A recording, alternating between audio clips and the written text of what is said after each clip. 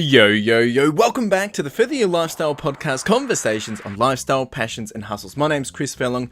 I am your host, and I'm super excited to be back here having the conversation with you.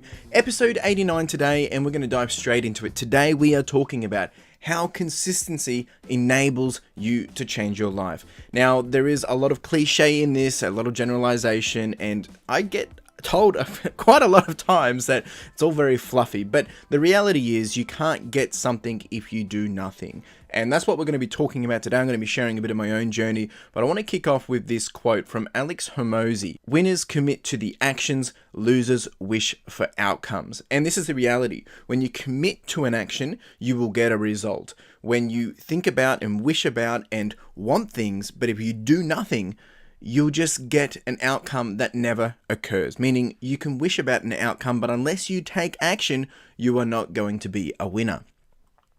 This is the reality. So you can either do the action, take the action and move towards progress, or you can think about the outcomes, the possibilities, and the dream and watch them stay far off in the distance.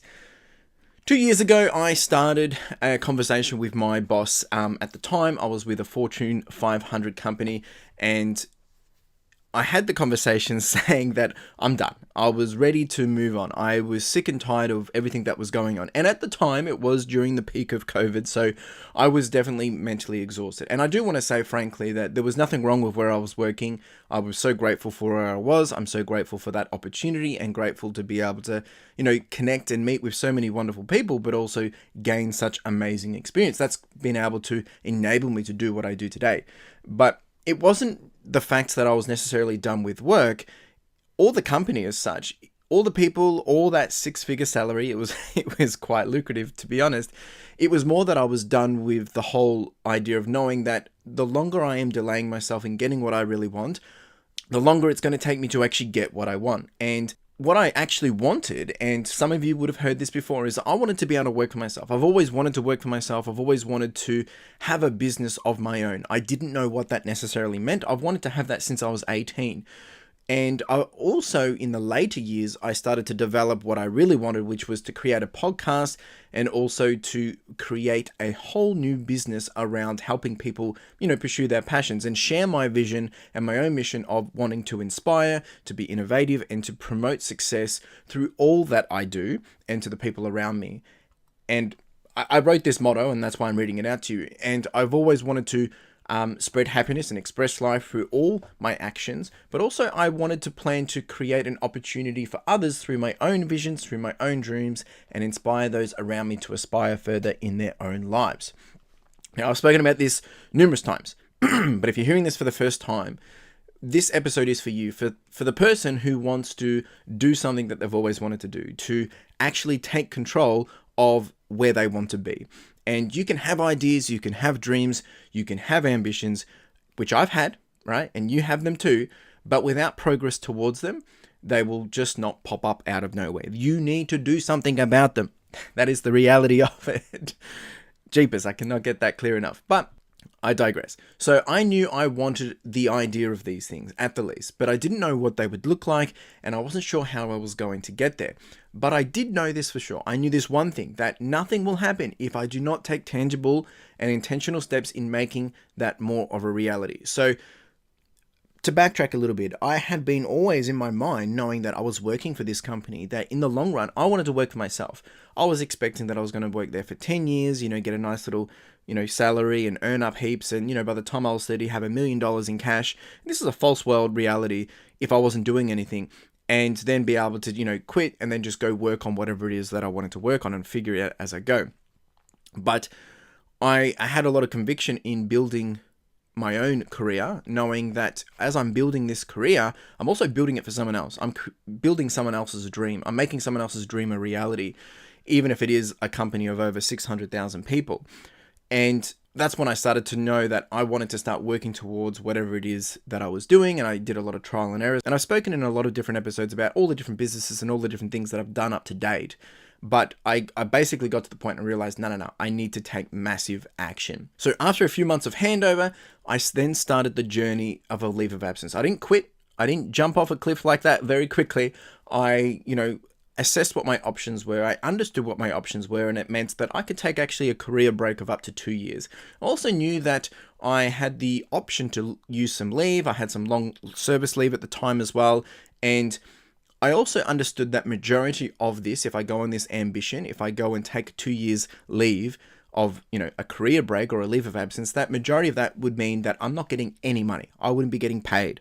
It would be a calculated risk. And I calculated the worst case scenarios. I understood what could happen and knew to avoid the worst case, but I knew that it could happen, right? So I wanted to avoid the worst case, but I knew it could happen if I didn't do any work. So I had to try and figure out a way to move forward regardless, even if it meant that it didn't work out. And that's really the conviction that I had, because it meant that I was wanting this. I was willing to risk this. I was willing to do this. So when you get to that point, you start to then realize how much you want things.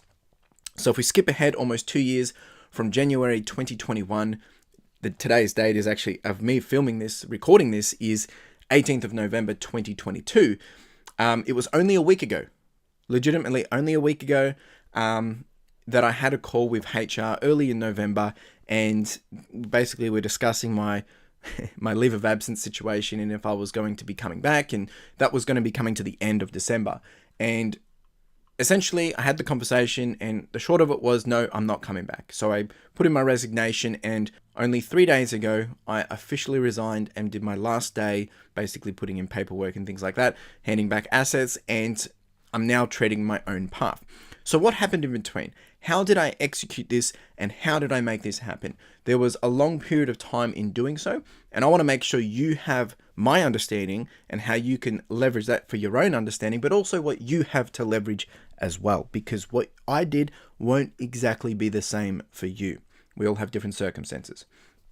So I want to be very clear. My actions will not determine your success, but I can share with you my secrets, my insights, my tips, and I guess the different things that worked for me and how I went about doing it. So it really comes down to a few different things. A lot of it starts with this. Understand what you want. Then you need to understand with conviction, by checking yourself, if you are doing things which get you closer to where you want. So if you understand what you want, then you can do the reality check of understanding, are you doing something today that is getting you closer to where you want to be? And then you have this gap, right? What is the gap? What is X that you need to be solving for? What is it that you need to be doing to get to where you want to be? Understand really what it's going to take to solve that X. Like really, really understand it. Now, to give you some better understanding of this, for me, this is what it meant. It meant if I kept working on my long-term plans to go start my own business, to work for myself, but I was only going to be spending 1 hour a week, on a weekend, it was going to take me like 40 years, to get to where I wanted to be. I knew with my current working mentality, I was working some very, very long hours. My own choice as well. I was doing up to 60 hours a week, 50 hours a week, and I was doing it for someone else. And I didn't have the mental capacity at the end of this to make my own dream a reality. Come the weekend, I was zonked. I was, dead to the world. And I was motivated to do it, but I wasn't at the same time. And I wasn't able to hustle through that. And I knew that I had to trade my paid time for time to work on building something. Otherwise, nothing would ever happen.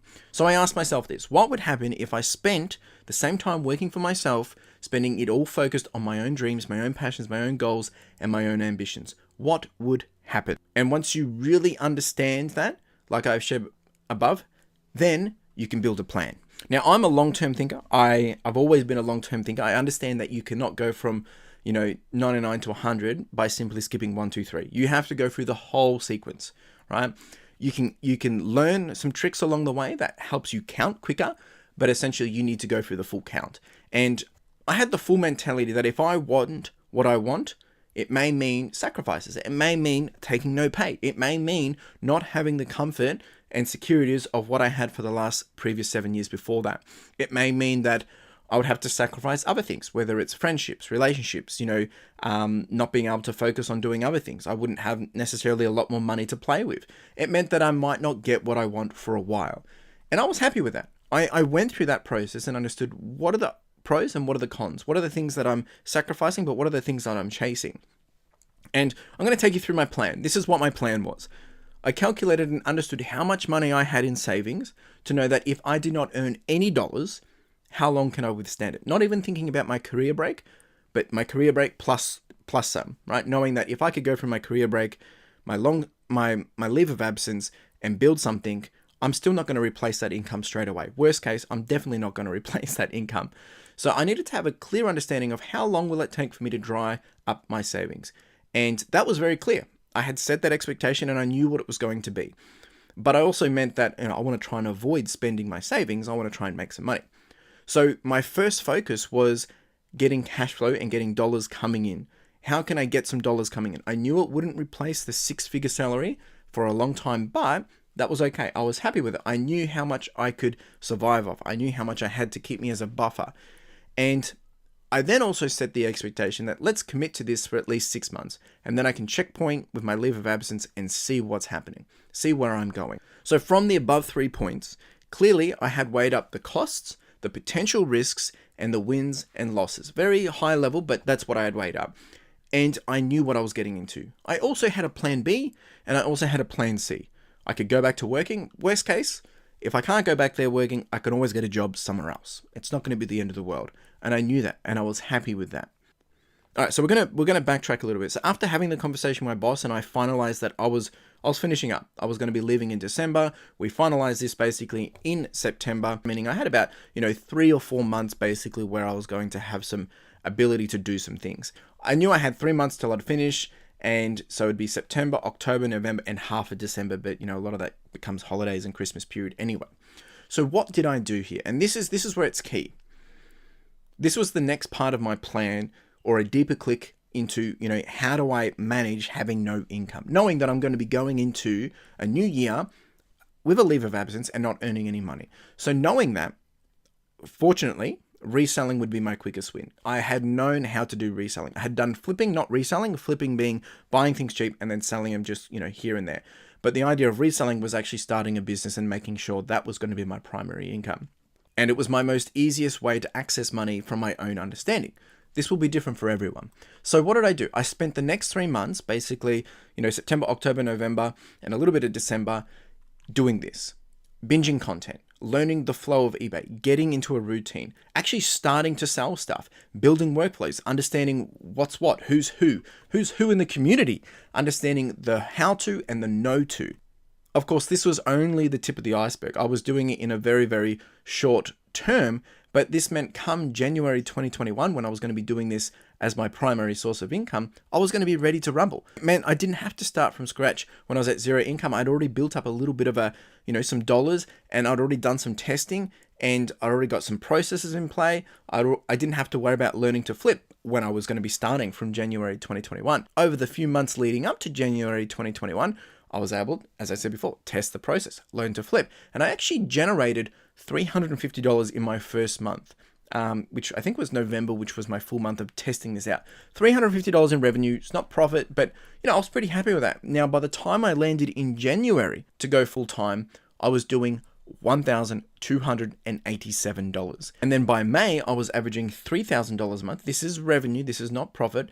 Then by May to December, I was averaging $5,200 a month. And then since then, all the way up until this point in time, November, I've been averaging around $6,500 per month in revenue. My profits margins, gross, are about 50%, and then net works out to be about 37.5% profit margin. So what happened between now and then, or then and now? Now, as cliche as this sounds, this is coming back to the full premise of this entire episode. This is what it took: consistency and action. Which meant I had to learn how to sell items. It meant I had to learn how to find more items. It meant I had to learn how to list items, learning how to photo items, learning how to pack items, learning how to track inventory, learning how to post items, learning how to manage cash flow better, learning how to deal with customers, learning how to do all this a little bit better every week, every day as I was progressing. Now, the quickest way for me to learn was, 1, to watch others and take their insight and knowledge and leverage it, and 2, is experience. Do it and do it again and adjust. If you want to be failing forwards, if you're going to make mistakes, don't make them again. It's worth making a mistake if it means you're going to save yourself time in the long run. That is it. Those two things: watching others, getting insight, learning, and then taking it, putting it into experience, and then rinse and repeat. Now, what made this a little bit easier was having expectations, having milestones of my own to compete or complete to. Meaning, one, I was sharing and documenting my journey. I was doing this on my YouTube. I was keeping myself accountable. I was sharing my numbers. I was keeping them open. I was knowing that this was going to be paying my bills. So I was motivated because if I didn't do the work, I didn't have any dollary dues to pay my bills. But also the next thing that made this easier was building a routine. To make this easier, building a routine meant, when will I source? When will I film? When will I list? When will I post? When will I do X, Y, Z to grow the business? And by doing so, I was then able to iterate with growth. So as you learn more, you apply more. As you make mistakes, you fix the root cause and then you don't make that mistake again. As you challenge yourself, understand the risk. Understand what are you about to challenge yourself with? What is your worst case scenario? As you need help, you ask for help. As you develop, you share. And as you rinse and repeat, it becomes seamless more so. Meaning it's not going to be easy necessarily, it just becomes easier. So this is the same approach that I've always taken, whether it's with this podcast, with running, with YouTube, and probably life in general. Maybe I understand that better now, being 31. And then, of course, now I've been applying it for the business.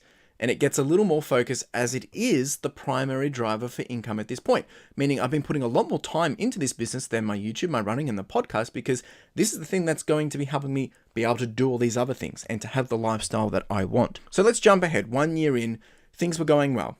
This is by the end of 2021. Things were going well. I did over $50,000 in revenue for my first year.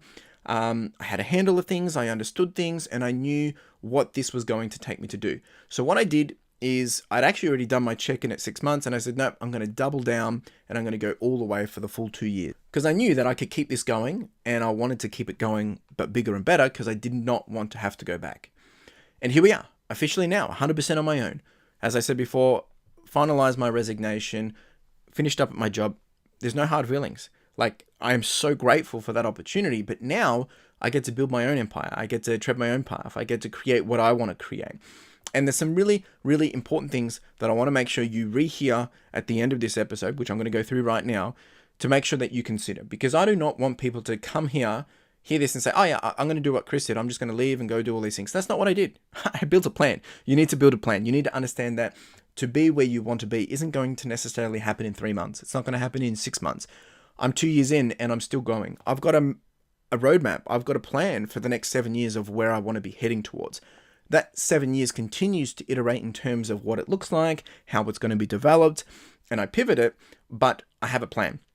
So these are the things you need to consider before going on and embarking on a journey of such as this.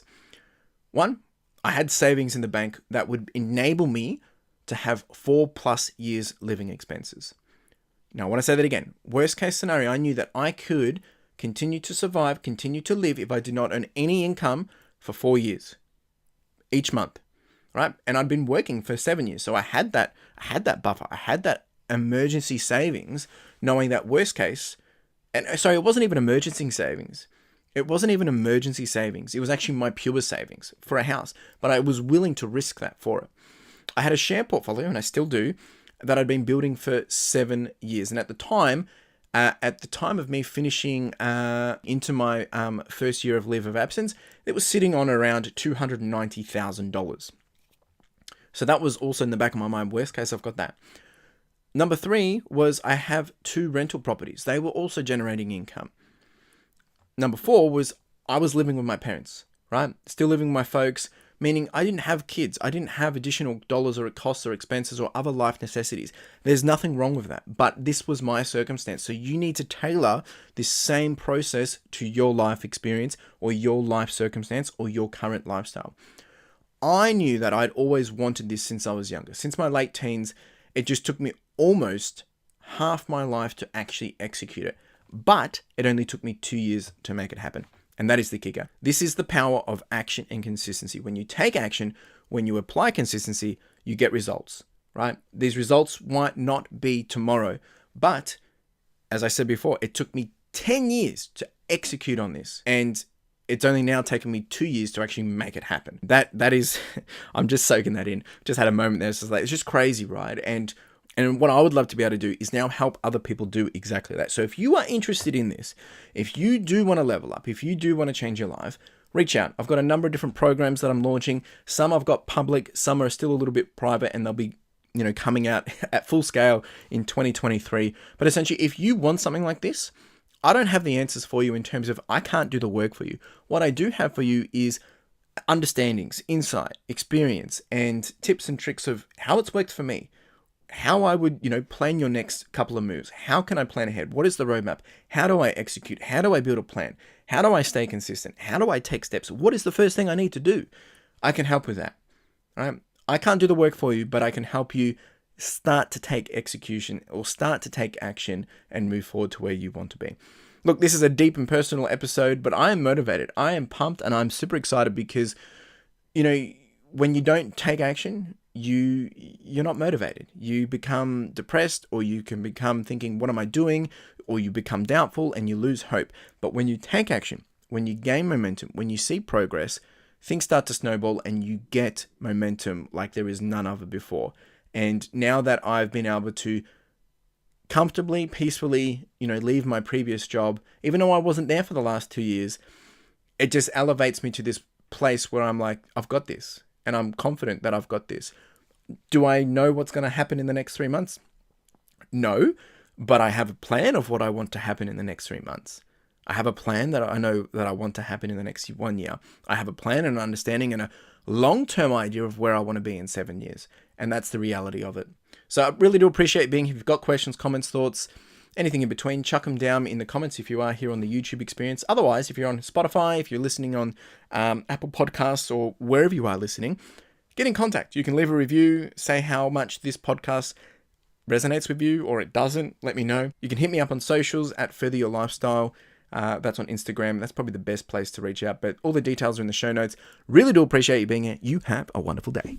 Cheers. Now, if you didn't know, we do have the podcast merch, and this is with a key focus of enamel pins. Now, if you haven't checked these out, make sure you do, because the intent of these are really just to be a small token and a reminder for you to charge on, to push on, and to further your lifestyle. Whether it is a gift for someone else to encourage them, or maybe to inspire them, or maybe it's a way to motivate yourself, or you can simply just make a purchase to simply support the podcast, which would be greatly appreciated. We do also have some sweaters and some long tees, so make sure you check it out. Link in the description and in the show notes. Really do appreciate it. Cheers.